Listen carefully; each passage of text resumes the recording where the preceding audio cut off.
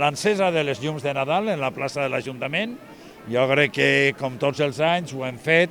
abans d'arribar al mes de desembre, pràcticament al començament del mes de desembre. Crec que té molts significats. L'Avinguda del Nadal és un acte per a la immensa majoria de la població, un acte molt important, un acte que d'alguna forma ens ha simbolitzat tot el col·legi amb les seues cançons nadalenques, que per cert he de dir que ho han fet molt bé i us vull felicitar,